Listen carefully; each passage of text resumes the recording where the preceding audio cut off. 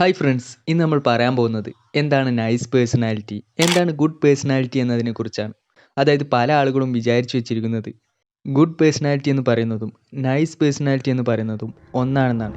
എന്നാൽ ഇവ രണ്ടും ഒരു നല്ല പേഴ്സണാലിറ്റി ആയിട്ട് നമുക്ക് തോന്നുമെങ്കിലും ഈ രണ്ട് പേഴ്സണാലിറ്റിയും വളരെ ഡിഫറെൻ്റ് ആണ്.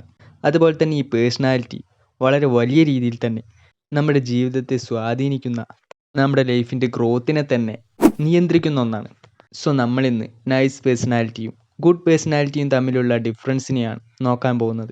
സോ ഈ രണ്ട് പേഴ്സണാലിറ്റിയും ഒരു വ്യക്തിയുടെ പ്രേരണയെയും പ്രവൃത്തികളെയും എങ്ങനെ ബാധിക്കുന്നു, എത്തരത്തിൽ സ്വാധീനിക്കുന്നു എന്നതിലൂടെ നമുക്ക് ഈ രണ്ട് പേഴ്സണാലിറ്റിയെക്കുറിച്ചും മനസ്സിലാക്കാനായി സാധിക്കും. സോ ഈ ഒരു ഡിഫറൻസിനെ മനസ്സിലാക്കാൻ സാധിക്കുന്നതിലൂടെ ഗുഡ് പേഴ്സണാലിറ്റിയും നൈസ് പേഴ്സണാലിറ്റിയും എന്താണെന്ന് തിരിച്ചറിയുന്നതിലൂടെ നിങ്ങൾക്ക് നിങ്ങൾ എത്തരത്തിലുള്ള വ്യക്തിയാണെന്നും നിങ്ങൾ എത്തരത്തിലുള്ള പേഴ്സണാലിറ്റിയാണ് കീപ്പ് ചെയ്യുന്നതെന്നും മനസ്സിലാക്കാനായി സാധിക്കും. സോ നമുക്ക് വീഡിയോയിലേക്ക് കിടക്കാം. സോ ഇതിൽ ആദ്യമായി നമുക്ക് നൈസ് പേഴ്സണാലിറ്റിയുള്ള ആളുകളുടെ മോട്ടിവേഷൻ എന്താണെന്ന് നോക്കാം. സോ ഒരു നൈസ് പേഴ്സണാലിറ്റി കീപ്പ് ചെയ്യുന്ന ആളുകൾ എപ്പോഴും മറ്റുള്ളവരാൽ ഇഷ്ടപ്പെടാനും സംഘർഷങ്ങളെ ഒഴിവാക്കാനും ശ്രമിക്കുന്നവരായിരിക്കും. സോ ഇത്തരത്തിലുള്ള താല്പര്യത്താൽ, ആഗ്രഹത്താൽ നയിക്കപ്പെടുന്ന ആളുകളായിരിക്കും നൈസ് ഗെയ്സ് എന്ന് പറയുന്നത്. അതായത് ഇത്തരത്തിലുള്ള ആളുകൾ പലപ്പോഴും മറ്റുള്ളവർ തന്നെ ഇഷ്ടപ്പെടണമെന്നും അതുകൊണ്ട് തന്നെ യാതൊരു സംഘർഷങ്ങളും ഉണ്ടാവരുതെന്നും ആഗ്രഹിക്കുന്നു. സോ ഇത്തരത്തിൽ മറ്റുള്ളവരാൽ ഇഷ്ടപ്പെടുന്ന ഒരു വ്യക്തിയാകാൻ വേണ്ടി ആഗ്രഹിക്കുന്ന, അതിനുവേണ്ടി പരിശ്രമിക്കുന്ന വ്യക്തികളായിരിക്കും നൈസ് കാറ്റഗറിയിൽപ്പെട്ട ആളുകൾ. അതുപോലെ ഇത്തരത്തിലുള്ള ആളുകളുടെ ബിഹേവിയർ, പെരുമാറ്റം എന്ന് പറയുന്നത് വളരെ മര്യാദയുള്ളതും യോജിപ്പുള്ളതും വളരെ അനുസരണയുള്ളതുമായിരിക്കും. ചിലപ്പോഴെല്ലാം വളരെ അമിതമായ അനുസരണയുള്ള പെരുമാറ്റവുമായിരിക്കും ഇവരിലുണ്ടായിരിക്കുക.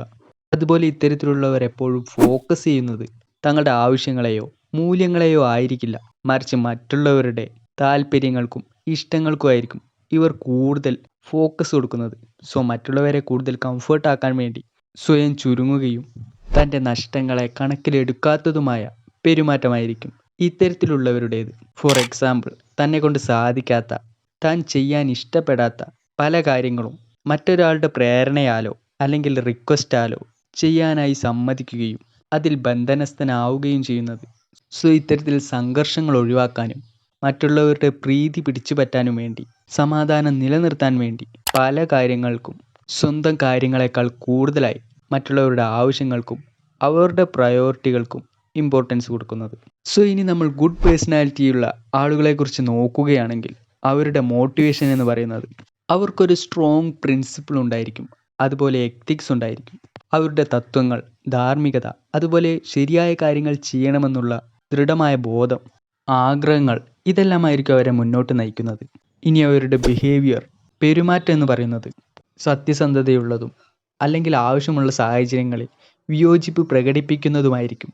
സോ ഇത്തരത്തിൽ തൻ്റെ മോറൽ വാല്യൂസിന് ഇമ്പോർട്ടൻസ് കൊടുത്തുകൊണ്ട്, സത്യസന്ധത നിലനിർത്തിക്കൊണ്ട് സത്യസന്ധമായി നിലനിൽക്കാനും അത്തരത്തിൽ ജീവിക്കാനും ഇത്തരത്തിലുള്ളവർ ശ്രമിക്കും.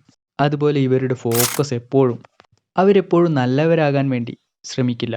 അതായത് മറ്റുള്ളവർക്കിടയിൽ താൻ നല്ലൊരു വ്യക്തിയാണെന്ന് കാണിക്കാൻ വേണ്ടി ഒരിക്കലും യാതൊരു തീരുമാനങ്ങളോ പ്രവർത്തനങ്ങളോ അവർ ചെയ്യില്ല.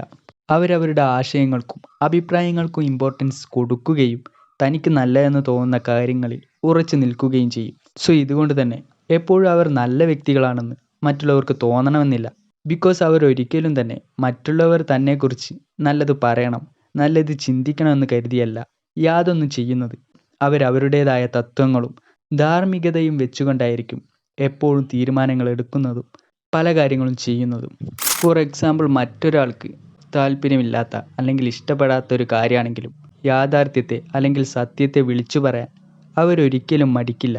ബിക്കോസ് സത്യം പറയുന്നത് പലപ്പോഴും സുഖകരമായ ഒന്നല്ലെങ്കിലും ദീർഘകാലാടിസ്ഥാനത്തിൽ അത് ഗുണം ചെയ്യും. സോ ഫ്രണ്ട്സ്, ഒരു നൈസ് കാറ്റഗറിയിൽപ്പെട്ട ആളുകൾ പലപ്പോഴും മറ്റുള്ളവരെ പ്രീതിപ്പെടുത്താനും മറ്റുള്ളവർക്കിടയിൽ താനൊരു നല്ല വ്യക്തിയാണെന്ന് കാണിക്കാനും വേണ്ടിയായിരിക്കും ജീവിക്കുന്നത്. എന്നാൽ യഥാർത്ഥത്തിൽ ഗുഡ് പേഴ്സണാലിറ്റിയുള്ള ആളുകൾ എപ്പോഴും ശരിയായ കാര്യങ്ങൾ ചെയ്യാനും സത്യസന്ധമായി നിലനിൽക്കാനും ശ്രമിക്കുന്നു. അത് എല്ലാവരെയും പ്രസാദപ്പെടുത്തുന്ന കാര്യമല്ലെങ്കിൽ പോലും